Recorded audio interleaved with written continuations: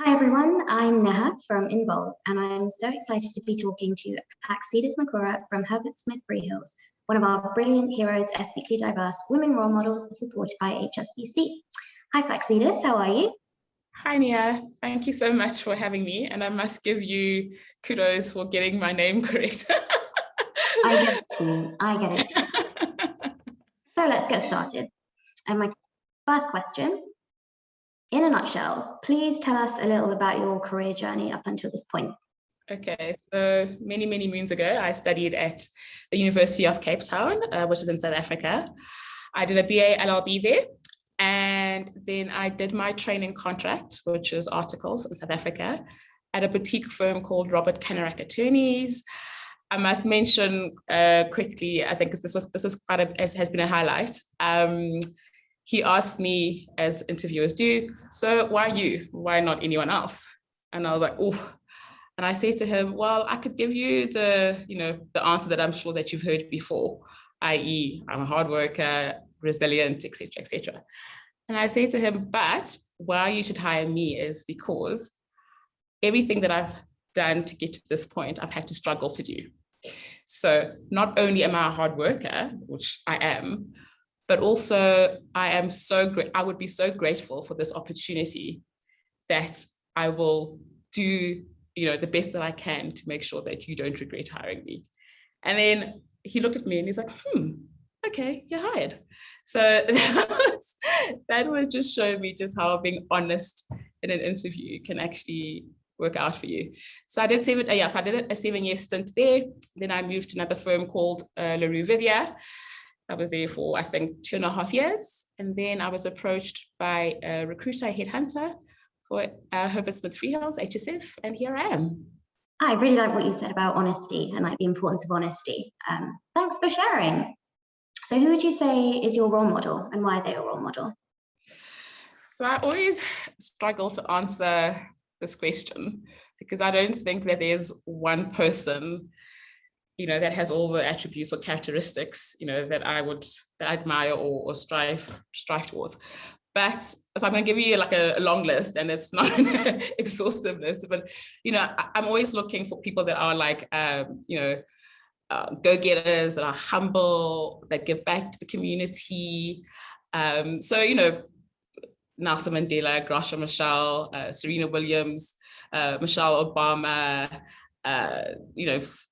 Lewis Hamilton. So I always just there's different, I think, different attributes that you can, that I admire in different people. So there isn't just one person. And I always struggle to answer that. But, and if I don't mention my parents, like my dad, you'll be like, what, am I a role model? But yeah, I think it's just, finding one thing in someone that inspires you. And I think I have quite a few people that I look up to. And for example, also my oncologist, my personal trainer, who's worked up from being like security guard to, personal training. So it's just that sort of resilience aspect that I admire. Yeah, it sounds like you're really kind of drawn towards people who are proactive and sort of have their own sort of inspirational stories that you draw from. And you are also inspirational. So I guess you're in good company, which is great. Thank you. So what did you want to be when you grew up? I wanted to be a doctor, but that never would have worked because I am so squeamish, and any sight of blood or injections, I'm out of there, or I faint. But that was the plan, to be a doctor, but no, I ended up being a lawyer, and quite happy with that choice. Good, I'm glad you made the right choice for yourself. What's the biggest risk you've ever taken? And also, what's your greatest career achievement? So I think it's the same answer for both. So joining Herbert Freehills. So I was in traditional practice, and now here was this new opportunity. And when the headhunter phoned me and he said, the practice group is called Alternative Legal Services. And I was like, what is that? I Googled, I came across a few articles, but I still didn't really grasp what it was.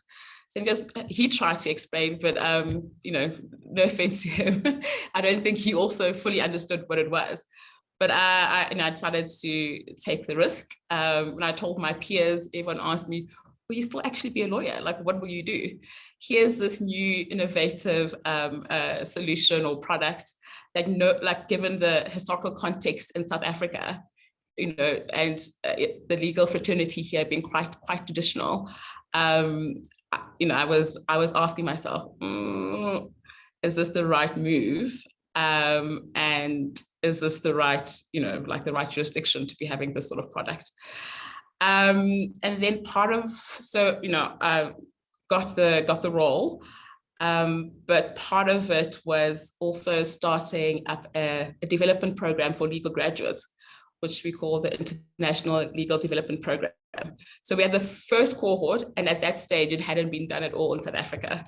And so here I am leaving a comfortable job, a job that I thought I was reasonably good at, moving into the unknown, something that I thought would not be well received. Also a new cohort of legal graduates that I was responsible for. And if it had failed, I would have had to walk away as, knowing that maybe I hadn't done well or had failed. So that was a big risk. Do I leave something that's comfortable, or do I take a big risk and try something new and innovative and, be part of a pioneer group in South Africa for alternative legal services? And here I am 4.5 years later, and the graduate program has been a success. We've put through now 80 graduates through the program in the last 1.5 years, and just being part of it from the beginning, I will always be proud of that. Yeah, I feel like I want to take a second here to just commend the bravery of taking a risk and sort of like deviating from what is traditional and ultimately it paying off. I mean, that's so cool. So yeah, Thank you very much. In a short sentence, what would you tell your 18-year-old self if they could see you now? I think that it's okay not to have everything planned out. So when I was 18, I was like, by 25, I need to have A, B, I need to be married, I need to have a career, I need to have a house, I need to have dogs, I need to have all of these things done by the time I'm, by the time I'm 25. And I wasn't really kind to myself. So as I started, past 18 and things weren't working towards my plan, I was really, really hard on myself. You're a failure, you've struggled to get this far and you're still struggling. And that self-talk is really important. And I think I would tell her, it's okay not to have everything figured out, but also it's okay to be spontaneous, to live in the moment.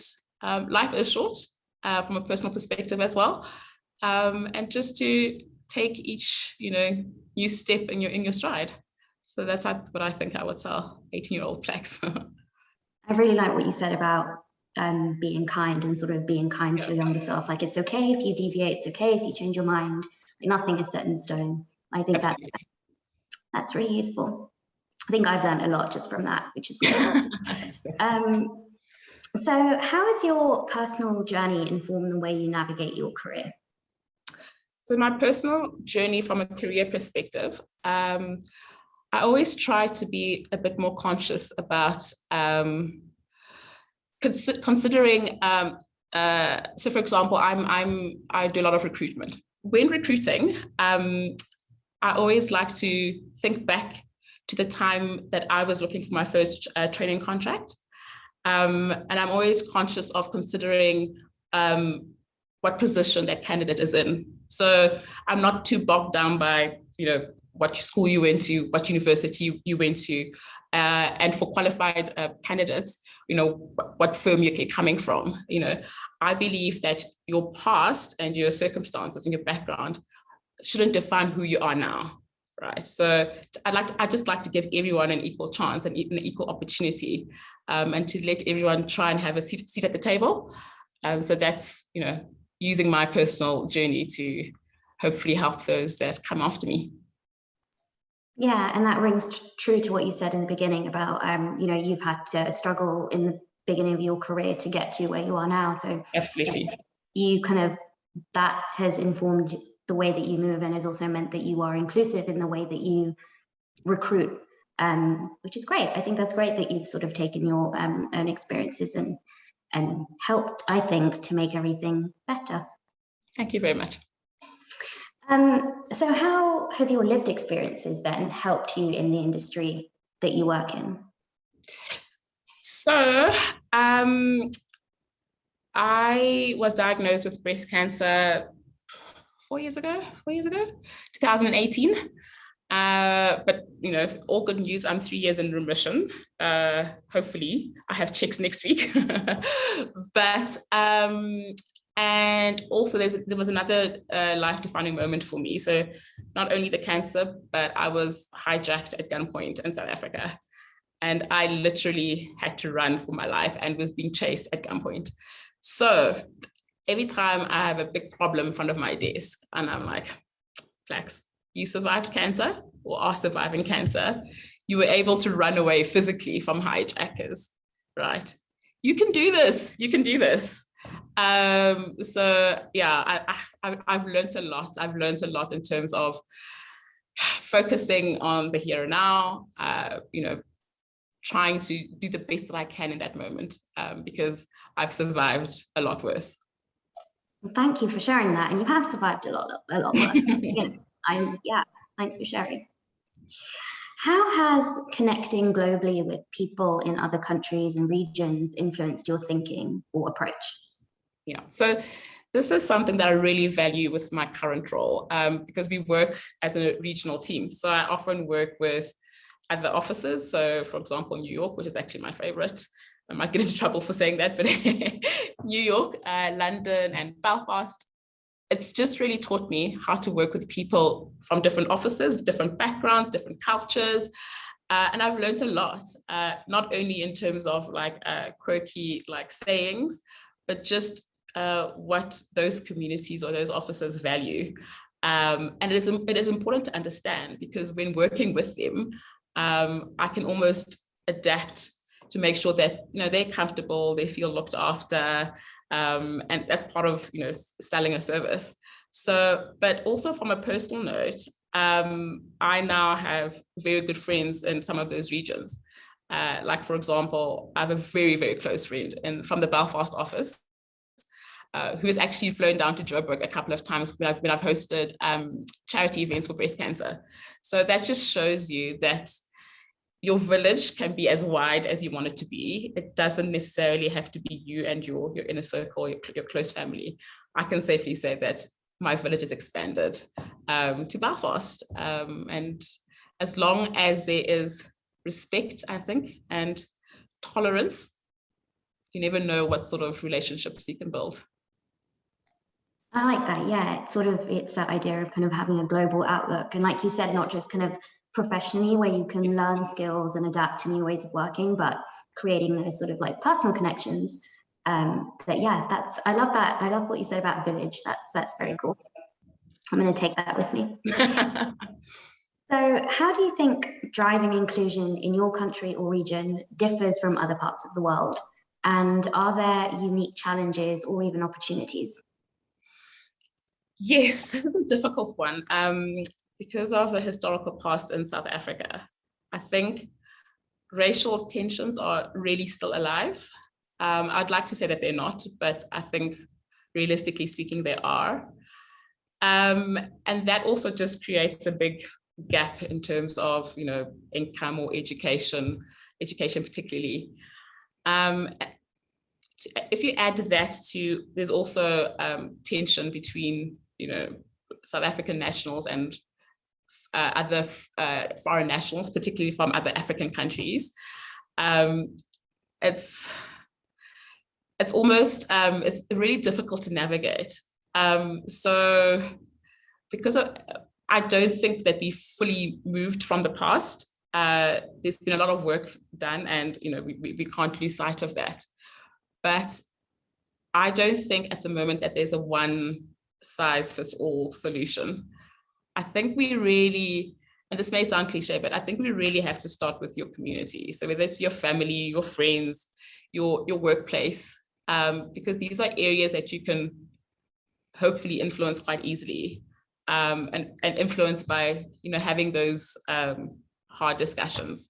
So, if you're around, a discussion where you disagree or have a different opinion, I think it's about creating those a safe space, whether it's in your community or in your workplace, where you can, air your views and make a difference that way. I think that's how it's going to have to be for a while, because I don't think, because of the tensions that I've just spoken about, that there is a, one sort of solution to, to eradicate any of the tensions that exist already. Yeah, so I think what I'm really hearing and what I really like is that idea of almost thinking locally for global change. Like, you talked about sort of starting with families, friends, businesses, kind of conversations around a table, be that business table or dinner table, but there's no such thing as small change or change that is too small, because it all sort of multiplies and works towards the greater good and the bigger picture, which I think was really profound. And if I could just add to that, for example, from a workplace perspective, so I'm part of a committee called Race Champions. So this is for our region. So that's ALT. So my department is Alternative Legal Services. So it's ALT West. So that's EMEA, UK, and the US. So what we've been doing is just an awareness piece. So for example, last year during Youth Day, which is a South African holiday, we hosted a session and we invited people from other offices. And we had a little, we showed a quick video. We had a bit of a Q&A afterwards, and people shared their views. And that for me was quite rewarding, because the feedback that we got was, wow, I wasn't aware that, that is the context, that is the historical context. And oh my goodness, so that was from different regions, but members of our team here in South Africa were like, oops, I'd forgotten why we actually celebrate this day. So I think that's small, right? That is local. That is just within the firm or within our network. That makes people stop and think. So I don't think any sort of change is small change. I think it really is. It does have an impact. Yeah, it's that sort of any change, any good change is good change. Which I think is great. And I love that piece about kind of, you mentioned historical context, that idea of really entrenching what's going on now in that historical context, and making sure people know why a situation may be the way it is. To get everyone invested, I think it just helps with that sort of investment in an issue. Cool. So we often reflect on that idea of you can't be what you can't see. How far does this resonate with you and your experiences in business?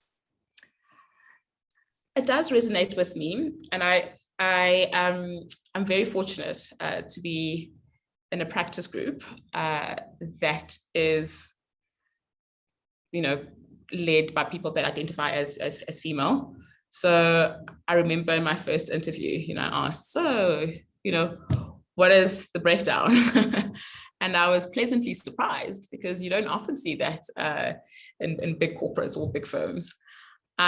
So, the two senior partners in my practice group identify as female. So I'm like, okay, well, and I've, seen career growth. So basically, my attitude, if they can do it, then I can do it. Because I've seen it live. I've seen, for example, the one partner, Lisa, move up from being a director to a partner. So, if she can do it, why can't I? So that there is that role modeling piece, and it does really resonate with me. I love that you have people within your organization that you can sort of look to and visualize, that if they can do it, I can. Because I certainly, when I first started out in my career, like you said, corporates and businesses, very rarely do you see women in positions of power. So I love that. I love that you get to kind of not just see them, but also be them, because absolutely, you're one of them. Not yet, that will be. It'll happen. Well, Well, thank you so much, Plaxedes, for sharing your career journey, your personal experiences and insights with us. It's been very valuable to me, and I know it will be for everyone watching. I've learned a lot, everything that you said about sort of starting change and how to develop awareness, and also everything that you've been through to get you to where you are now, I think has been really valuable. So thank you once again. And of course, congratulations for being featured in the Heroes Ethnically Diverse Women Role Models supported by HSBC feature list. I'm so excited that we get to celebrate you and all your achievements. Thank you so much. It's been an absolute pleasure, and also still humbled. I have huge imposter syndrome, so I'm like, but thank you and appreciate it.